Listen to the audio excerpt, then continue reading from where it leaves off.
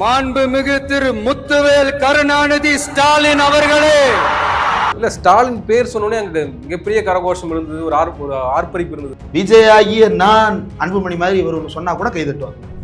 நேத்து வந்தவெல்லாம் முதலமைச்சர் ஆகணும்னு கனவு காண்றான்னு சொல்றீங்க. ஓ, அப்ப நேத்து வந்தவங்க முதலமைச்சர் ஆக போறாங்கன்னு சொன்னது இவர்ன்னு இவர் புரிஞ்சுட்டு இருக்காரு. நேத்து வந்தவங்க நிறைய பேர் இருக்கிறாங்க தமிழ்நாட்டு அரசியல்ல. அண்ணாமலை நேத்து வந்தவர் தான், சீமான் நேற்று வந்தவர் தான். I would like to mention here with pride that we are the first political party to declare two historic women icons. எங்க நீங்க மன்னராட்சி வேணாம்னு சொல்றீங்க, ஒரு மன்னரையும் கொண்டு வந்து முன்னுதாரணமா நிறுத்துறீங்க. யார் சாமி நீங்க? ஒரே குழப்பமால இருக்கு. தமிழ்நாட்டில இருந்து பல பகுதிகளில் இருந்து வர செய்திகள்லாம் கேட்கும் போது மன உளைச்சலையும் மன வேதனையும் தரதாகவே இருக்கு. திடீர்னு தினத்தந்தியை திறக்கிறவங்களுக்கு அந்த உணர்வு வரும். இதெல்லாம் என்ன? திமுக தான் சீக்ரெட் கூட்டணியோட இருக்காங்க பாஜகவோட. இன்னும் சொல்ல போனா அண்ணாமலை வந்து திமுகவோட செட்டப் தானே. அண்ணாமலை திமுக செட்டப். இது அண்ணாமலைகிட்ட போய் இவங்க வந்து உங்க சீக்ரெட் ஓனர் மாண்புமிகு திரு மோடிஜி அவர்களே. யாருக்கு சீக்ரெட் ஓனர்? மாவட்ட செயலாளர் எம்எல்ஏ பதவி ஆசைப்படக்கூடாது அவர் சொல்லுவாரு. நீங்க மட்டும் சின்னத்தம்பி படத்துல வர மாதிரி எனக்கு கல்யாணம்னு குதிச்சுட்டு ஓடுவீங்க. மாவட்ட செயலாளர் ஆசைப்படக்கூடாதா? அப்ப நீங்க புஷியானந்த் என்ன சொல்லியிருக்கணும்? ஒரு கட்சியின் பொதுச் செயலாளரா, தலைவரே நீங்க இந்த மாதிரி முதல்வர் கனவுலாம் காணக்கூடாது.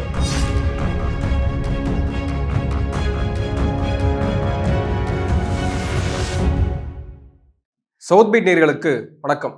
இந்த நேர்காணலில் நாம் சந்திக்கிறப்பவர் ஊடகவியலாளர் திரு இந்திரகுமார் திரடி அவர்கள். வணக்கம். தமிழக வெற்றி கழகத்தினுடைய முதல் பொதுக்குழு கூட்டம் நடைபெற்றிருக்கு. இந்த பொதுக்குழு கூட்டத்துக்கே மிகப்பெரிய நெருக்கடி கொடுக்கப்பட்டிருக்கு. நாங்கள் ஏற்கனவே பல இடங்களில் மீட்டிங் போடுறதுக்கு, கூட்டம் கூடுவதற்கு ஏற்பாடுகள் செய்திருந்தோம். ஆனால் தடை போடுறாங்க இந்த அரசாங்கம், திமுக அரசாங்கம். நீங்கள் சொல்கிறீங்க இப்போ வந்த ஒருத்தன் முதலமைச்சராக ஆசைப்படுறான் அப்படின்னு சொல்கிறீங்க. ஆனால் ஏன் இவ்வளோ தடை போடுறீங்க? உங்களுக்கு தான் பயம் இல்லைல்ல, ஏன் தடை போடுறீங்க அப்படின்ற கேள்வியை விஜய் முன்வைக்கிறாரு. உங்களுடைய பதில் என்ன? ஓ, அப்ப நேத்து வந்தவங்க முதலமைச்சர் ஆக போறாங்கன்னு சொன்னது இவர்ன்னு இவர் புரிஞ்சுட்டு இருக்கிறாரு போல. நேத்து வந்தவங்க நிறைய பேர் இருக்கிறாங்க தமிழ்நாட்டு அரசியல்ல. அண்ணாமலை நேத்து வந்தவர் தான், சீமான் நேற்று வந்தவர் தான். இன்னும் எத்தனையோ சின்ன சின்ன கட்சிகள். சீமான் 10 வருடங்களுக்கு மேலாக இருக்காருல்ல களத்துல. 10 வருடமா அவர் நேத்து வந்தவராக தான் இருக்கிறாரு. ஏன்னா நாளுக்கு ஒரு அரசியல் அவர் பேசுவாரு. அவருக்கென்று தெளிவான எந்த சிந்தனை போக்கும் கிடையாது. 10 வருடம்ன்றது அரசியல்ல நீண்ட காலமெல்லாம் கிடையாது. அது நேற்று வந்த கணக்கு தான். இப்போ விஜய் வர்றாரு. இவர் என்ன சொல்றாரு? இவருடைய பட்டிமன்ற பரப்பு செயலாளர் ஒருத்தர் இருக்கிறாரு. எல்லா கட்சியிலையும் கோப்பாசே இருப்பாங்க, இவர் கட்சியில மட்டும்தான் பாப்பாசே, பட்டிமன்ற பரப்பு செயலாளர் அப்படின்னு ஒருத்தர் இருக்கிறாரு. அவர் என்ன சொல்றாரு?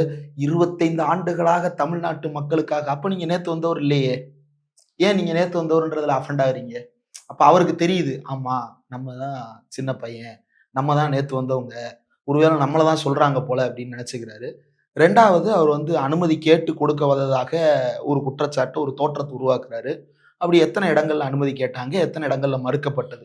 இப்போ நம்ம எல்லாருக்குமே நல்லா தெரியும் அதிமுக பொதுக்குழு எங்க நடக்கும்னு. அதிமுக பொதுக்குழு எங்க நடக்கும்? ஸ்ரீவாரி மண்டபம்னு ஒன்று நடக்கும். அது கிண்டியில இருக்கா, இல்ல டீனர்ல இருக்கா? அது ஊருக்கு வெளியே தான் இருக்குது. ஏன் அப்படின்னா, அதிமுக பொதுக்குழு அப்படின்னு சொல்லும் பொழுது கிட்டத்தட்ட 5000 பேர் அந்த பொதுக்குழுவுக்கு வர்றாங்க. அந்த பொதுக்குழுவுக்கு வரும் பொழுது வாகன நெரிசல் ஏற்படும், கடுமையான வாகன நெரிசல் ஏற்படும். அவங்க ஸ்ரீவாரி மண்டபத்தில் நடத்தும் போதே பல இடங்கள்ல கடுமையான போக்குவரத்து நெரிசல் ஏற்படும். அதற்கிடையில தான் நடக்கும். திமுக என்ன செய்வாங்க அப்படின்னா, அதிமுகவுமே பல நேரங்கள்ல அப்படிதான் நடத்துவாங்க. ஒய்எம்சிஏ மாதிரியான பெரிய மைதானங்களை தேர்ந்தெடுத்துக்கிறது. இப்போ குறிப்பா ராயப்பேட்டையில ஒரு ஒய்எம்சிஏ கிரவுண்ட் இருக்கு, அதை தேர்ந்தெடுத்துப்பாங்க. அல்லது இங்க பச்சையப்பாசுக்கு எதிரில் ஒரு ஆங்கிலோ இந்தியன் ஸ்கூலுடைய கிரவுண்ட் இருக்கு, அதை தேர்ந்தெடுப்பாங்க. ஏன் அப்படின்னா, அங்க டிராபிக்கு, பார்க்கிங் வசதி இருக்குது, இவ்வளவு இருக்குது. இதனால அந்த சிஎம் வர்றாரு அப்படின்னா அந்த நேரத்துக்கு மட்டும்தான் போக்குவரத்தை கண்ட்ரோல் பண்ணிட்டு அனுப்புவாங்க. ஆனா விஜய் மாதிரியான நடிகர்கள் வரும் பொழுது, இப்ப வடிவேலு விஜய் வர்றாருன்னொடனே கூட்டம் வருதுன்னொடனே பாத்தீங்களா அதுதான் எங்க ஆதரவு அப்படிம்பாங்க. வடிவேலுவுக்கு வராத கூட்டம் விஜய்க்கு வரல. வடிவேலு தேர்தல் பிரச்சாரம் 2011க்கு வந்தாரு. எவ்வளவு கூட்டம்! அந்த கூட்டத்தை பார்த்துட்டு இந்த தடவை திமுக 2வது தடவை ஆட்சிக்கு வருதுப்பா, 1967க்கு அப்புறம் 72ல ஜெயிச்சது, மறுபடியும் திமுக 2வது தடவை ஜெயிக்க போதுப்பா அப்படின்ற ஒரு பெரிய புத்துணர்ச்சியோட இருந்தாங்க. என்ன நடந்தது? விஜயகாந்துக்கு வராத கூட்டமா? அப்போ கூட்டம் கூடுறது அப்படின்றது வேற. ஆனால் கண்டினியூஸா இப்போ ஒரு நடிகர் வர்றாரு அப்படின்னா ஓட்டு போடுறாங்களோ போடலையோ எல்லாரும் பார்க்கறதுக்கு முண்டி அடிப்பது, அல்லது ஊருக்குள்ள ரொம்ப அப்ரோச்சபிளான ஒரு டிஸ்டன்ஸ்ல வரும்போது எல்லாரும் முண்டி அடிப்பது அப்படின்றதெல்லாம் இருக்கும்னு நான் சொல்லல. அவரே சொல்லிக்கிட்டாரு. எப்ப சொன்னாரு அப்படின்னா, கடந்த 2024 வெள்ளம் வந்தபோது சென்னையில சில பகுதிகளில் நீர் தேங்கி இருந்த பொழுது அவங்கள பார்வையிட ஏன் வரல அப்படின்னு கேட்டபோது, அவ்வளவு பேரையும் வண்டியை போட்டு அவ்வளவு பேரையும் அள்ளிட்டு போனாரு பனையூருக்கு. ஏன் சார் இப்படி பனையூருக்கு கூட்டிட்டு போறீங்கன்னு கேட்டபோது அவர் என்ன சொன்னாரு? கட்சிக்காரங்க என்ன சொன்னாங்க? விஜய் வந்தா கூட்டம் கூடிரும், மக்களுக்கு பிரச்சனை ஏற்படும், போக்குவரத்து பாதிக்கும் சொன்னாங்கல்ல. அப்புறம் எப்படி ஊருக்குள்ள இடம் கிடைக்கும்? நீங்க தான் அந்த காரணம் சொன்னீங்க. அப்புறம் எப்படி ஊருக்குள்ள இடம் கிடைக்கும்? எந்த அடிப்படையில் நீங்க இடம் கேட்கிறீங்க? சரி, அப்படி எத்தனை மண்டபம் கேட்டு எத்தனை மண்டபத்தை மறுத்தாங்க? அதுக்கு சொல்லப்பட்ட காரணம் என்னன்றதையும் சேர்த்து சொல்லணும். காவல்துறை ஒரு காரணத்தோடு ஒரு இடத்த மறுக்கிறாங்க அப்படி ஒன்றும் இல்லை. இப்போ திமுக வந்து பல இடங்கள்ல முதலமைச்சர் பிறந்தநாள் விழாவுக்கு பொதுக்கூட்டங்கள் நடத்துறாங்க. இளைஞரணியிலிருந்து தொகுதி மறுசீரமைப்பு, இந்தி திணிப்பு மற்றும் நிதி பகிர்வு உள்ளிட்ட விவகாரங்கள்ல ஒன்றிய அரசை கண்டித்து பொதுக்கூட்டங்கள் நடத்துறாங்க. நிதிநிலை அறிக்கையை விளக்க பொதுக்கூட்டங்கள் நடத்துறாங்க. இந்த மார்ச் மாத இறுதி வரைக்கும் முதல்வர் பிறந்த நாளுக்கான நலத்திட்ட கூட்டங்கள் நடத்துறாங்க. அதே நேரத்தில் பல்வேறு அணிகள் சார்பாகவும் நடத்துறாங்க. இப்படி 5 வகையான பொதுக்கூட்டங்கள் திமுகவில் இந்த மாதம் முழுக்க நடந்துட்டு இருக்கு. ஒரு மாவட்ட செயலாளரையோ அல்லது ஒரு கிளை செயலாளரோ ஒரு பகுதி செயலாளரை கூப்பிட்டு கேளுங்க, என்னங்க உங்களுக்கு கேட்ட இடத்துல பெர்மிஷன் கிடைச்சிருச்சா அப்படின்னு. நானே அந்த கூட்டங்களுக்கு போகும் பொழுது முதல்ல வேற இடத்துல திட்டமிடுறாங்க, அதுக்கப்புறம் வேற இடத்துக்கு மாத்துறாங்க. ஏன்? காவல்துறை அனுமதி கிடைக்கவில்லை. அப்ப சொந்த கட்சிக்காரரே ஒடுக்குகிறதா திமுகவின் காவல்துறை அப்படின்னு கேட்கிறதா? இல்ல இப்ப நீங்க கூட சொல்றீங்க இல்லையா, இப்ப திமுக இத்தனை கூட்டங்கள் நடத்துறாங்க, இந்த ஒரே ஒரு பொதுக்குழு கூட்டத்தினால இன்னைக்கு எல்லாருமே தூக்கத்தை தொலைச்சிட்டாங்க அப்படின்னு அந்த நீங்க சொன்ன கொள்கை பரப்பு செயலாளர் யாரு தூக்கத்தை தொலைச்சாங்க? இவர் கட்சியினர். இப்ப நன்றி சொல்லும் போது நன்றி உரை ஒருத்தர் சொல்றாரு. என்ன சொன்னாரு? இந்த கூட்டத்திற்கு சிறப்பாக பாதுகாப்பு வழங்கிய காவல்துறைக்கு நன்றி. இப்ப என்ன அர்த்தம்? காவல்துறை உங்களுக்கு பாதுகாப்பு தானே கொடுத்துருக்கு. யார் தூக்கத்தை யார் கெடுத்தா? இன்னைக்குதான் பேசியிருக்கீங்க, இனிமேல் தான் எதிர்வினைகள் வரப்போகுது. அதுக்குள்ள தூக்கத்தை தொலைச்சிட்டாங்க. கற்பனையில வாழ்றது. உலகமே தன்னை சுற்றி சுழல்வது போல ஒரு கற்பனாவாதத்தில் வாழுவது அப்படின்றதுதான் விஜயனுடைய அரசியல். இன்னைக்கு அவர் பண்ணியிருக்கிறது என்ன அப்படின்னா, அவர் ஜோசப் விஜயாக வரவில்லை, ஜோசப் கோயபல்ஸாக வந்திருக்கிறார். ஜோசப் கோயபல்ஸ்ன்றவர் யாரு அப்படின்றத மக்கள் மறந்திருக்கலாம், வரலாறு மறக்காது. நாஜி ஹிட்லரினுடைய பரப்புரை செய்யக்கூடிய, அவருக்கு ஏற்றார் போல பொய்களை உற்பத்தி செய்து பரப்புரை செய்யக்கூடிய வேலையை செய்து கொண்டிருந்தவர் தான் கோயபல்ஸ். என்ன பொய்ய சொல்லிட்டார்? அப்படி என்ன உண்மையை சொல்லியிருக்கிறார்? இன்னைக்கு ஏதாவது ஒரு கான்கிரீட்டான ஒரு ப்ரூஃப் சொல்லுங்க. பெண்களுக்கு பாதுகாப்பு இல்லை. என்ன பாதுகாப்பு இல்லை? இல்ல, நாள்தோறும் வரக்கூடிய செய்திகள் எனக்கு மிகப்பெரிய அச்சத்தை கொடுக்குது, வருத்தத்தை கொடுக்குது. அந்த திடீர்னு தினத்தந்தியை திறக்கிறவங்களுக்கு அந்த உணர்வு வரும்.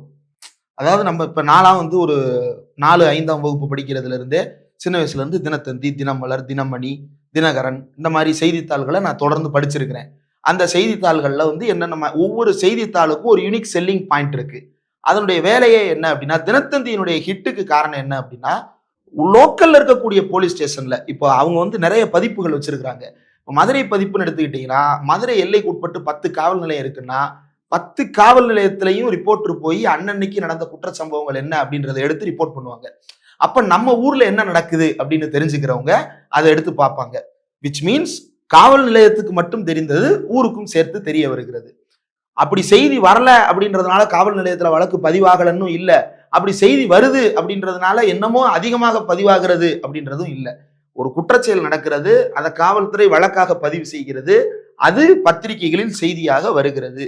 நம்மளுக்கு நல்லா தெரியும். இப்ப நீங்களும் 5 வருடங்களுக்கு மேலாக பத்திரிகை துறையில இருக்கீங்க, நானும் பத்திரிகை துறையில இருக்கிறேன்.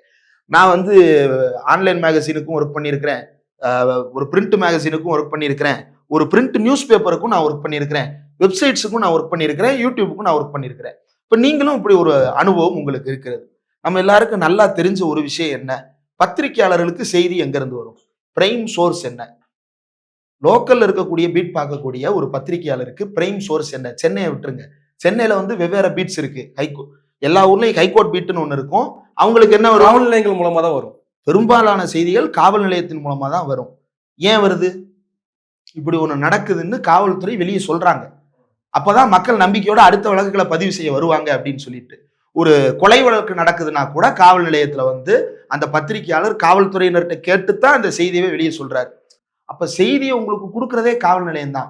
நீங்க செய்தி எடுத்துட்டு போய் காவல் நிலையத்துல சேர்க்கல, காவல் நிலையம் தான் உங்களுக்கு செய்தியை கொண்டு வருது. இப்ப சென்னையில சமீபத்துல செயின் பறிப்பு சம்பவங்கள் நடைபெற்றது. பலரும் என்ன சொல்றாங்க, அதை பாதி பேசுவாங்க. ஒரே நாளில் 7 இடங்களில் செயின் பறிப்பு நடந்ததா? அதுக்கு அடுத்த 1 மணி நேரத்தில் என்ன நடந்தது? காவல்துறையினர் சிசிடிவியை ட்ராக் பண்ணி அந்த நபர்களை ட்ராக் பண்ணி ஏர்போர்ட்டுக்கு போறாங்க, ஃப்ளைட்டை நிப்பாட்டுறாங்க. ஃப்ளைட்டை நிப்பாட்டி உள்ளுக்குள்ள அக்யூஸ்ட் இருக்கிறாங்க அப்படின்னு ஆதாரங்களோட போய் அக்யூஸ்ட் பிடிச்சு கூட்டிட்டு வர்றாங்க. கூட்டிட்டு வந்து அதற்கப்புறம் என்கவுண்டர் செய்ததுல நமக்குமே கேள்விகள் இருக்கு. என்கவுண்டர் ஏன் செய்யப்படுகிறது? என்கவுண்டருக்கு எதிரான மனிதர் நான், அதனால என்கவுண்டர் நான் கேள்வி கேட்கிறேன். ஆனா அந்த குற்றவாளிகளை கைது செய்தார்களா இல்லையா? அப்போ 7 பேர் செயின் பறிப்புன்னு பேசுபவர்கள் அந்த குற்றவாளி கைது செய்யப்பட்டதை பேசாமல் இருப்பதனுடைய நோக்கம் என்ன? சட்டம் ஒழுங்கு அப்படின்றது என்ன? ஒன்று, குற்றம் நடக்காமல் தடுப்பது. 2வது, நடந்த குற்றங்களுக்கு உடனடியாக நடவடிக்கை எடுத்து தீர்வு வழங்குவது. இந்த 2மே சட்டம் ஒழுங்கினுடைய வேலை. சட்டம் தன் கடமையை செய்யும் அப்படின்றது உடனடியாக நடவடிக்கை எடுப்பது அப்படின்ற இடத்துல இருந்தா. இப்ப எடப்பாடி பழனிசாமி ஆட்சி காலத்துல ஒரு குற்றச்செயல் நடக்கிறது. என்ன நடக்கிறது? காவல் நிலையத்துல 2 பேர் அடித்து கொலை செய்யப்படுகிறார்கள். என்ன நடந்தது அந்த சம்பவத்துல? எடப்பாடி ஏதாவது வாய் திறந்து பேசினாரா? இல்லையே. இப்ப கள்ளக்குறிச்சி சம்பவம் நடக்குது. சட்டப்பேரவையில முதலமைச்சர் அதற்கு முகம் கொடுத்து பேசுகிறார். கீழே காவல்துறை நடவடிக்கை எடுக்கிறது. அண்ணா பல்கலைக்கழகத்துல அந்த சம்பவம் நடைபெறுகிறது. அவர் கைது செய்யப்பட்டு சிறையில் அடைக்கப்பட்டிருக்கிறார். விசாரணை நடைபெறுகிறது. அவருக்குரிய தண்டனை பெற்று தரப்படுகிறது. இப்படி ஒவ்வொரு சம்பவத்துக்கு பின்னாடியும் ஒரு பார்ட்டை மட்டும் பேசுறாங்க. குற்றம் நடந்ததை பேசுறாங்க. குற்றம் நடந்ததற்கு பின்னால் இந்த மக்களுடைய நம்பிக்கையை பெறுகின்ற வகையில் அரசு செய்கின்ற வேலைகளை பேசாமல் மறைக்கிறார்கள். இதுக்கு பேரு ஹாஃப் ட்ரூத்.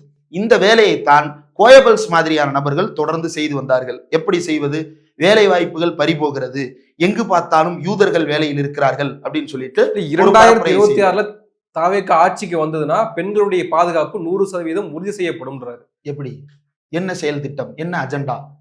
இப்போ மார்க்சிஸ்ட் கம்யூனிஸ்ட் கட்சி இருக்கிறது, இந்திய கம்யூனிஸ்ட் கட்சி இருக்கிறது, மார்க்சிய லெனினிய இயக்கங்கள் இருக்கின்றன. இவங்க எல்லார்ட்டையுமே ஒரு கிளியரான ஆக்ஷன் பிளான் இருக்கு.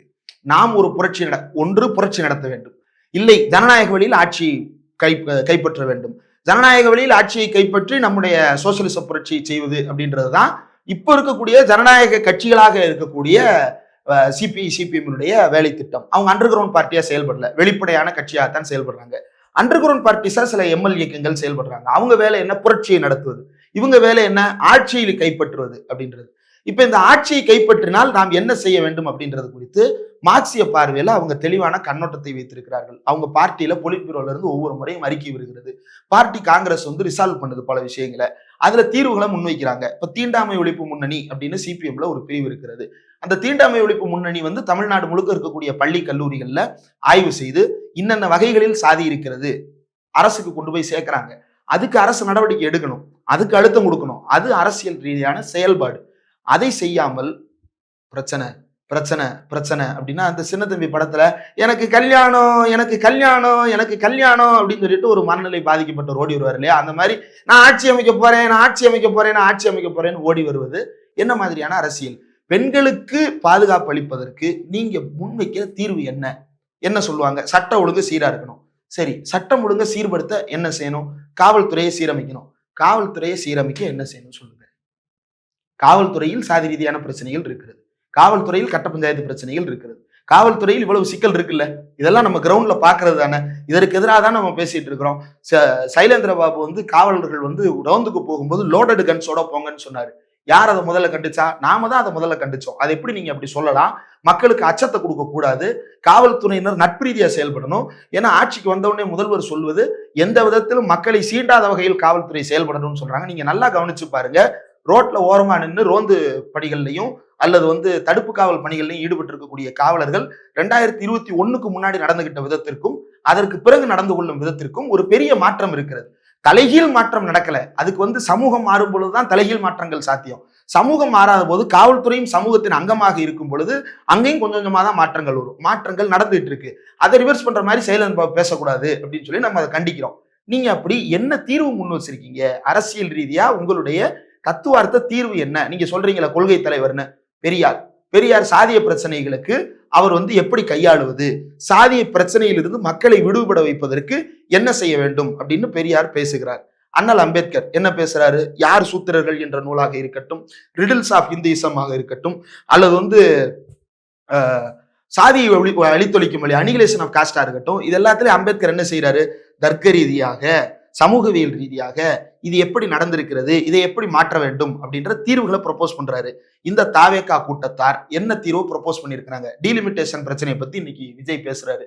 எம்பிக்கள் எண்ணிக்கையை குறைக்கிறீங்க, அவ்வளவுதான், இந்த ஒரு ஸ்டேட்மெண்ட் தான். இப்போ உடனே எல்லா பேரும் சில்லறையை சதுர விடணும். திமுக என்ன செய்கிறது? ஒரு அரசியல் கட்சியாக பொறுப்பை உணர்ந்து தமிழ்நாடு மட்டுமல்லாமல் தமிழ்நாட்டில் இருக்கக்கூடிய அனைத்து கட்சிகளையும் கூட்டி ஒரு கூட்டம் போடுறாங்க. அந்த கூட்டத்துக்கு தான் நீங்களும் போய் கலந்துக்கிட்டீங்க. உங்களை முதல்ல ஒரு அரசியல் கட்சியா தேர்தல் ஆணையம் அடுத்து அங்கீகரிக்குதா இல்லையான்றது தெரியல, மாநில கட்சியா. ஆனா ஒரு மாநில கட்சியா உங்களை அங்கீகரிச்சது யாரு? இதே மு.க. ஸ்டாலின் தானே அங்கீகரிச்சாரு. அவர் தானே உங்களை அழைப்பு கொடுத்து கூப்பிட்டாரு. 97 இந்த துன்பத்து துயரங்களை எல்லாம் நம்ம கேட்க வேண்டியதா இருக்கு. அப்படி நடக்கிறது. எல்லா கட்சிகளுக்குள்ளேயும் கருத்து ஒற்றுமையை ஏற்படுத்துகின்ற வேலையை முதலமைச்சராக திமுக தலைவராக சிஎம் ஸ்டாலின் வந்து அதை செய்யறாரு. இந்தியா முழுக்க இருக்கக்கூடிய 8 மாநிலங்களை சேர்ந்த 20க்கும் மேற்பட்ட அரசியல் கட்சிகளுக்கு அழைப்பு கொடுத்து 40க்கும் மேற்பட்ட அரசியல் கட்சிகள் கலந்து கொண்டு ரேவந்த் ரெட்டி இந்த கூட்டத்தில் கலந்துகிட்டு போய் ஸ்டேட் லெவல்ல ரெசல்யூஷன் பாஸ் பண்ணணும் அப்படின்றது எல்லோருக்குள்ளேயும் ஒரு கருத்து. ஆளா ரேவந்த் ரெட்டி அந்த ரெசல்யூஷனை இன்னைக்கு நேத்திக்கு வந்து தன்னுடைய சட்டமன்றத்தில் பாஸ் பண்ணியிருக்கிறாரு. இது ஒரு ஆரோக்கியமான அரசியல் போக்கு. இதுக்கு ஆளுங்கட்சியா இருக்கணும்ன்ற அவசியம் இல்லை. எதிர்கட்சியாக இருந்தாலும் கூட அனைத்து கட்சிகளையும் அல்லது ஆதரவு கட்சிகளையும் திரட்டி கொண்டு போய் ஒரு நல்லிணக்க போக்கை கையாளலாம். ஒரு உதாரணத்துக்கு சொல்றேன், மனிதநேய ஜனநாயக கட்சி, அந்த கட்சிக்கு வந்து ஒரு எம்எல்ஏ கூட கிடையாது. அந்த கட்சியில நமக்கு எல்லாரும் தெரிந்த ஒரு நபர் யாரு அப்படின்னா தோழர் தமிமுன் அன்சாரி அவர்கள். அவர் தான் அந்த கட்சியினுடைய பொதுச் செயலாளர், முன்னாள் எம்எல்ஏ. திமுக சீட்டே கொடுக்காவிட்டாலும் பரவாயில்லை, நான் இந்த கட்சிக்கு ஆதரவு தருவேன் அப்படின்னு சொல்லிட்டு 2020 இருந்து இப்போது வரைக்கும் அந்த நிலைப்பாட்டில் மாறாமல் இருக்கிறார். திருப்பரங்குன்றத்துல ஒரு பிரச்சனை நடக்குது. அந்த பிரச்சனை வந்த போது அவர் என்ன செய்யறாரு? ஒரு மத நல்லிணக்க குழுவை அமைக்கிறார். ஒரு அரசியல் கட்சி தலைவராக சுற்றி இருக்கக்கூடிய சைவ மடாதிபதிகளை கூப்பிடுறாரு, மற்ற சமூக பெரியவர்களை கூப்பிடுறாரு, கூட்டிட்டு போய் தலைமைச் செயலாளர்கிட்ட போய் இந்த பிரச்சனை வந்து அட்ரஸ் பண்றீங்க கொடுக்குறாரு. நீங்க எப்படி என்ன செஞ்சிருக்கீங்க? பெண்கள் பாதுகாப்புக்கு நீங்க ஒரு கூட்டுக்குழு அமைக்க வேண்டியதானே? தமிழ்நாட்டில் இருக்க 2 மாதங்கள்ல களத்துக்கு போக போறாரு. போராட்டம்னா என்ன அப்படின்றது தமிழகம் பார்க்க போகுது. அண்ணாக்கு பிறகு ஜெயபிரகாஷ் நாராயணனுக்கு பிறகு தளபதி வரப்போகிறார், வெற்றி தலைவர் வரப்போகிறார்ன்றாங்க. இது ட்ரெய்லரா? டீசர் விடுறாங்க, ஃபர்ஸ்ட் லுக் விடுவாங்க, ட்ரெய்லர் விடுவாங்க, இப்படி ஒன்னொன்னா ரிலீஸ் பண்ணுவாங்களா? நான் படம் பார்க்க வந்திருக்கேனா? நான் அரசியல் கட்சியை பார்க்கிறேன். அரசியல் கட்சியா நீங்க என்ன செஞ்சிருக்கீங்க? இப்ப அவர் என்ன சொல்றாரு? ஆதவ அர்ஜுனா தான் நீங்க சொன்ன அந்த கருத்தை சொன்னவர். அவர் என்ன சொல்றாரு? மதிமுகவுக்கு சட்டமன்றத்துல சீட் இல்லாம போயிருச்சு, அதனால வந்து இங்க பாசிசம். மதிமுகவுக்கு இன்னைக்கு சட்டப்பேரவை மதிமுக அழிக்கிறது மாதிரி இன்னைக்கு விசிகாவை திமுக அழிக்க பார்க்குது. மதிமுகவை யார் அழிச்சா? மதிமுக திமுகவுக்கு வரும்போது எத்தனை எம்எல்ஏவோட வந்தாங்க? மதிமுக கட்சியினுடைய ஓட்டு வங்கி என்ன தமிழ்நாட்டுல? மதிமுக தலைவர்கள் ஒரு 20 பேர் சொல்லுங்க. திமுக தலைவர்கள் 100 பேர் என்னால இப்ப சொல்ல முடியும். மதிமுக தலைவர்கள் ஒரு 20 பேர் சொல்லுங்க. வைகோ, துரை வைகோ, மல்லை சத்யா, அந்திரிதாஸ் தாண்டி ஒரு 20 பேர் சொல்லுங்க. மதிமுக என்கின்ற கட்சி தன்னுடைய நிலையை உணர்ந்து நாம் எங்கு இருக்க வேண்டும் என்ற ஒரு தத்துவார்த்த அடிப்படையில் அவர்கள் புரிதலை ஏற்படுத்தி கொண்டு ஸ்டாலினை எதிர்த்து நாம் அரசியல் செய்ய நினைத்தோம்.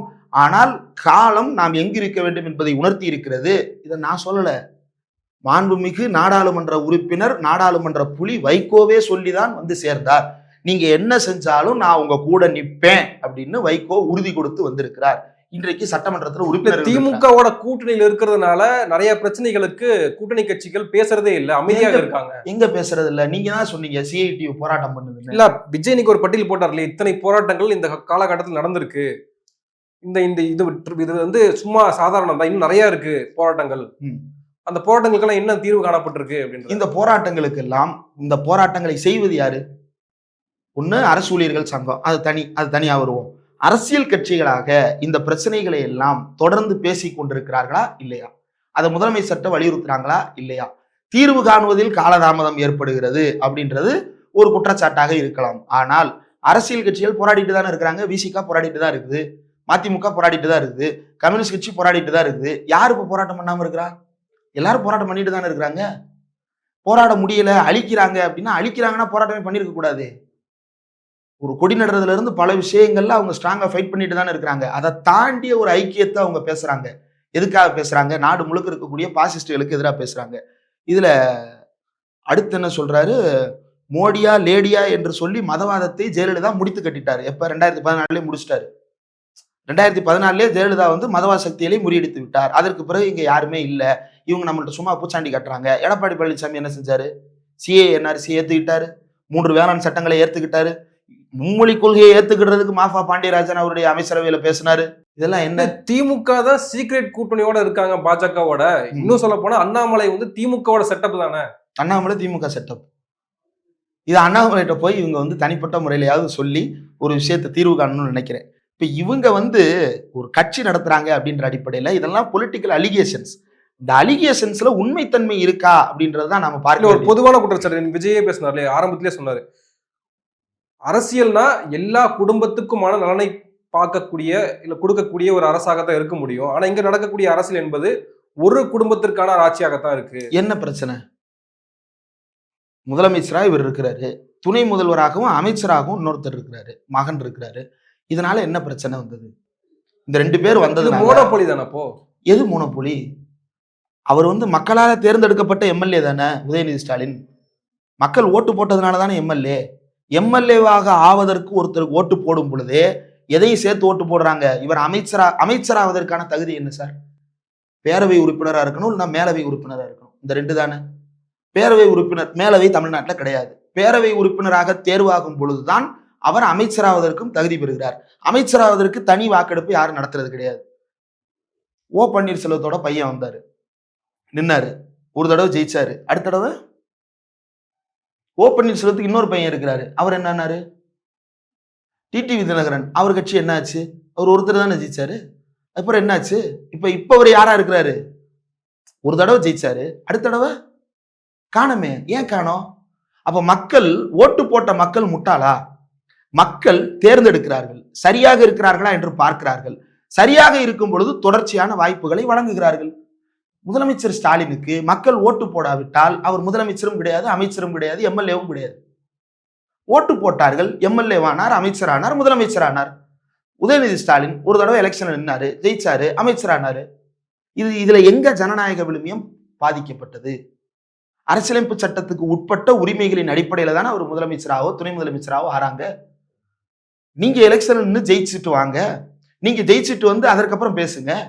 நீங்க எந்த பை எலெக்ஷன்லயும் போட்டியிட மாட்டீங்க. ஏதோ பை எலெக்ஷன்லாம் வந்து ஓட்டு போடுறவங்க பூரா வந்து வேணாம், அது மக்களை இழிவுபடுத்துற மாதிரி போயிருன்றதுனால நான் அதை சொல்ல விரும்பல. என்ன நினைச்சிட்டு இருக்கிறார்? பை எலெக்ஷன்றது என்ன? அந்த சட்டமன்ற உறுப்பினருக்கான இடம் காலியாகி கூடாது, மக்கள் பணிகளை தொடர வேண்டும். நீ தொடர்வதற்கு தயாரா இல்ல. அதிமுகவும் அதே தான் பண்ணாங்க, தவைக்கும் அதே தான் பண்ணுது. அதிமுக மறுத்ததற்கு பின்னால பல்வேறு பொலிட்டிக்கல் ரீசன்ஸ் என்னால சொல்ல முடியும். தாவேக மறுத்ததுக்கு பின்னால் இருக்கிற பொலிட்டிக்கல் ரீசன் என்ன? அதிமுகவுக்கு பாஜகவுடனான உறவை புதுப்பித்துக் கொள்ள வேண்டிய தேவை இருக்கிறது. பாஜக வளர்கிறது என்பது போன்ற ஒரு தோற்றத்தை உருவாக்க வேண்டிய அவசியம் இருக்கிறது. இதை தாண்டி கீழே நின்னோம் அப்படின்னா மாவட்ட செயலாளராக இருக்கிறவங்க நிக்கிறதுக்கு தயாரா இல்ல அப்படின்ற பிரச்சனை இருக்கு. உங்க கட்சியில என்ன பிரச்சனை? அதிமுக இருக்கிற பிரச்சனை எனக்கு தெரியும். உங்க கட்சியில என்ன பிரச்சனைன்னு சொல்லுங்க. சொல்றதுக்கு தயார் இல்லையே. அப்போ இந்த கட்சி என்பதே இப்ப முதல்ல என்ன சொன்னாங்க, நாங்க வந்து அறிவிச்சிட்டோம்னாங்க. அப்புறம் என்ன சொன்னாங்க, கொடி அறிவிக்க போறோம்னாங்க. அப்புறம் இந்த மாநாடு நடத்திடுறோம், அதுக்கப்புறம் பாருங்க மாநாடு நடத்தியாச்சு. அதுக்கப்புறம் இந்த 1 year anniversary, அதுக்கப்புறம் பாருங்க. சரி, அதுக்கப்புறம் பொதுக்குழு, இந்த அடுத்து பாருங்க. இல்ல பூத் கமிட்டி மாநாடு நடத்த போறோம், நடத்திட்டோம். இப்ப என்ன பிரச்சனை?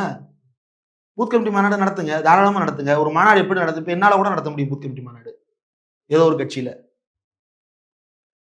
பேரை காட்டுறது ஒன்றும் பிரச்சனை இல்லை, கவுண்ட் காட்டுறது ஒன்றும் பிரச்சனை இல்லை. களத்துல வேலை பார்க்கணும்ல. என்ன வேலை பார்க்க போறீங்க? 70,000 பேரை கூட்டி மாநாடு போட போறேன். இது விசி காட்டுறது காப்பி லிஸ்ட். நான் களத்துக்கு போக போறோம், ஒவ்வொரு வீட்டுக்கா நீங்க போகணும், ஒவ்வொரு வீட்டுல இருக்கக்கூடிய பிரச்சனைகளை அட்ரஸ் பண்ணணும். 1.5 வருஷம் கழிச்சு கட்சி ஆரம்பிச்சு 1 வருஷம் ஆச்சு. நீ போஸ்டிங் போடுறதுக்கே 1.5 வருஷம் ஆச்சு. இதுக்கப்புறம் நீ ரோட்டுக்கு போய் வீட்டுக்கு போய் வேலை பார்க்கணும். அப்ப என்னன்னா, நீங்க சொகுசா உட்காந்துக்கிட்டு உங்க ஃப்ரீ டயத்துல நீங்க நிர்வாகிகளை தேர்ந்தெடுக்கிறது, இந்த மாதிரி வேலைகளை நீங்க பொறுமையா சொகுசா உட்காந்து பண்ணுவீங்க. மக்கள் வந்து உங்களுக்காக ஐயா சாமி எங்களுக்கு வந்து வேலை பாருங்கயான்னு காத்துக்கிட்டு இருக்கணுமா? அவர் பேசுனதுலே எடுத்து பாருங்க என்னென்ன பேசுறாரு அப்படின்னா, சீக்ரெட் ஓனர் மோடி அப்படின்னு சொல்றாரு. யாருக்கு சீக்ரெட் ஓனர்? எனக்கு தெரிந்து ஒரு சீக்ரெட் ஏஜென்ட் ஒருத்தர் இருக்கிறார். அவர் யாருன்னு நான் சொல்றேன். இந்தியா முழுக்க 2G பிரச்சனையை பத்தி பேசணும்.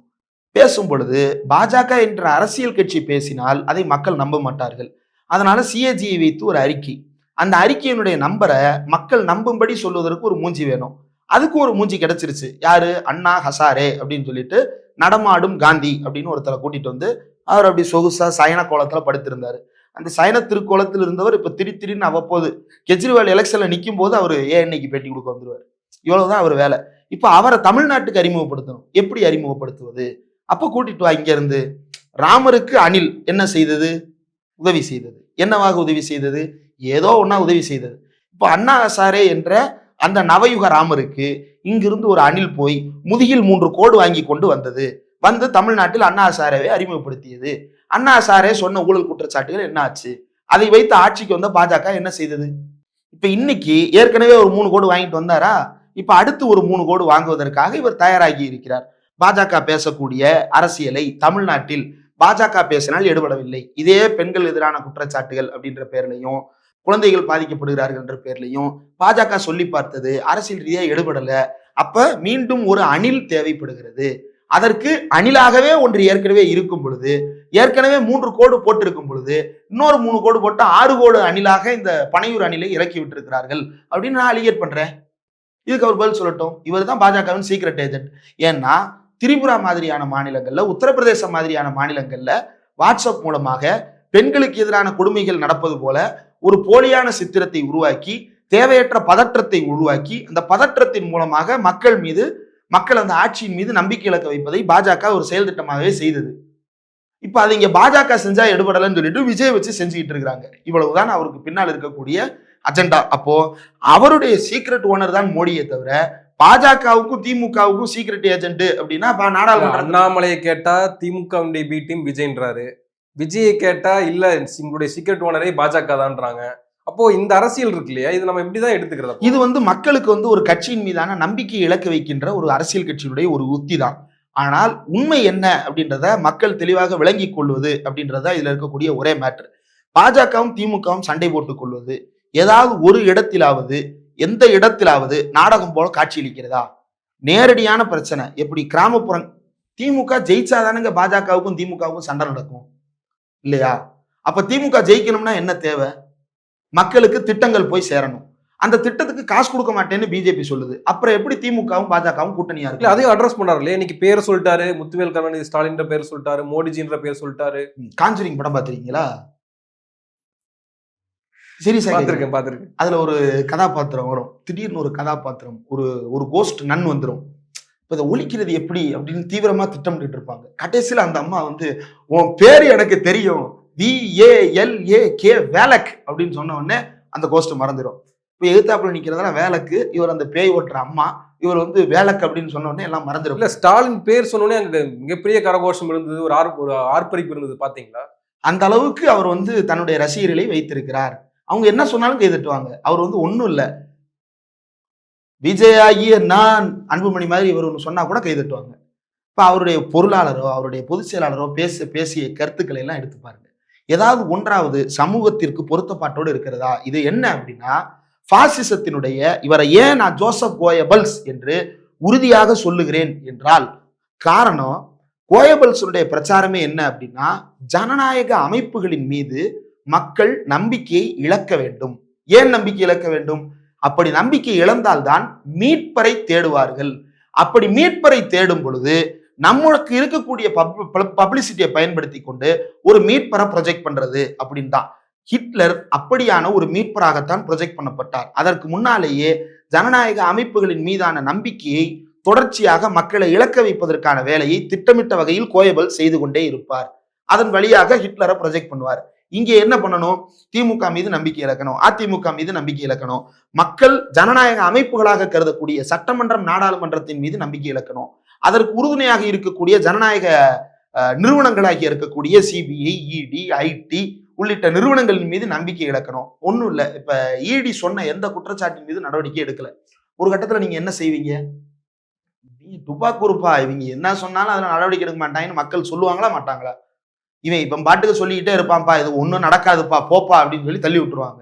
சில புலனாய்வு பிலிகள் இப்படித்தான் இப்போ நசுக்கப்பட்டிருக்கின்றன. எது சொன்னாலும் வேற வேலை இல்ல போப்பா அப்படின்னு சொல்லி.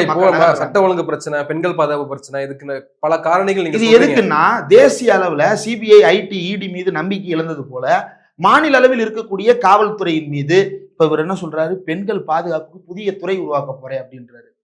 ஏற்கனவே அதுக்கு அமைச்சர் இருக்கிறாங்க. அந்த அமைச்சருக்கு பேரு கீதா ஜீவன். உங்க தூத்துக்குடி மாவட்ட செயலாளர்கிட்ட கேளுங்க. பொறுப்பாளர் போட்டாங்களான்னு தெரியல.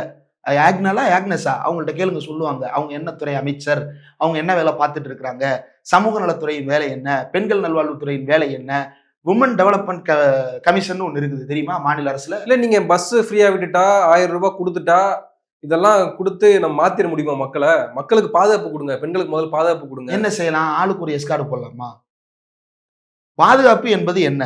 மக்கள் ஒண்ணு தன்னம்பிக்கையோடு வெளியில் வருவது, இன்னொன்று அவர்கள் பாதுகாக்கப்படுகிறார்கள் அப்படின்ற உணர்வை பிறருக்கு ஏற்படுத்துவது. இந்த 2 வேலையும் தமிழ்நாடு அரசு சிறப்பாகத்தான் செய்து கொண்டிருக்கிறது. இதுல எந்த குறையும் இல்லை.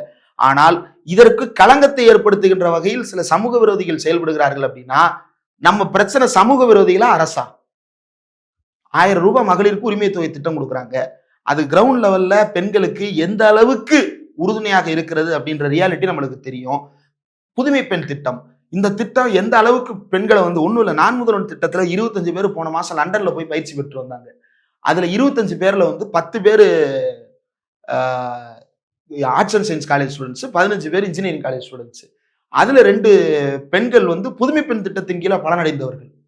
இப்போ புதுமை பெண் திட்டத்தின் கீழ் பலனடைந்து இன்றைக்கு நான் முதல்வன் திட்டத்தின் கீழ் லண்டனுக்கு போய் பயிற்சி பெற்று வர்றாங்கல்ல, அது சமூகத்தில் ஏற்படுத்தக்கூடிய மாற்றம் அப்படின்றத அவ்வளவு சுருக்கி பார்க்கிறது இருக்குல்ல, இது ரொம்ப ஆபத்தான அரசியல். இது எல்லாத்தையும் தமிழ்நாடு அரசு செய்து கொண்டிருக்கும் பொழுது இதில் சில சமூக விரோதிகள் கேடு செய்கிறார்கள். ஏன்னா சமூகம் என்பது ஒரு ஐடியல் சொசைட்டிக்கு நம்ம இன்னும் மாறல. சமூகம் எல்லோரையும் உள்ளடக்கித்தான் இருக்கிறது. இதில் சமூக விரோதிகளும் இருக்கத்தான் செய்கிறார்கள். அவர்கள் பெண்களுக்கு எதிரான குற்றச்செயல்களை செய்கிறார்கள். அந்த சமூக விரோதிகள் மீது நடவடிக்கை எடுக்காமல் இருந்தால் அந்த அரசாங்கத்தை குறை சொல்லலாம். நடவடிக்கை எடுத்திருக்காங்களா? அப்ப என்ன செய்ய போறீங்க? என்ன சொல்ல வர்றீங்க இதன் மூலமாக? அப்ப திரைப்படங்களுக்கு பொறுப்பு இல்லையா? முதல்ல திரைப்பட நடிகர்களுக்கு சொல்லுங்க, பெண்களுக்கு எதிரான வன்முறை காட்சிகளை வந்து பெண்களை வந்து அப்ஜெக்டிஃபை பண்ற மாதிரியான காட்சிகளை வந்து வைக்காதீங்க, இயல்பான திரைப்படங்களை எடுங்க அப்படின்னு திரைப்பட நடிகர்களுக்கு சொல்லுங்க. நீங்க எடுக்கக்கூடிய படங்கள்லயே என்ன கொண்டு வர்றீங்க பெண்களை? லியோ படத்தை பத்தி இன்னைக்கு பேசினாரு. அதுல திரிஷாவோட ரோல் என்ன சொல்லுங்க? லியோ படத்துல திரிஷாவோட ரோல் என்ன? அந்த பாட்டை சமூகம் கொண்டாடிச்சா இல்லையா? அது என்ன பாட்டு? மட்ட சாங்க தமிழ்நாடு மக்கள் கொண்டாடினார்களா இல்லையா? சொல்லுங்க. கொண்டாடினாங்கல்ல, ரசிக்கப்பட்ட பாட்டா இருந்ததுல, கேட்பதற்கு மட்டுமல்ல பார்ப்பதற்கும் ரசிக்கக்கூடியதாக தான் அந்த பாட்டு ஹிட் ஆனது இல்லையா? அந்த பாட்டினுடைய சூழல் என்ன? ஏன் அதை மட்டன்னு பாட்டுக்கு பேர் வச்சாங்க? அதுல அவர் வந்து கோவப்பட்டு ஒருத்தரை மட்டை பண்ணிடுவாரு. அதை சமூகம் என்ன பண்ணுச்சு? கொண்டாடுச்சு. அதுக்கு திரிஷாவோட ரோல் என்னங்க? என்ன?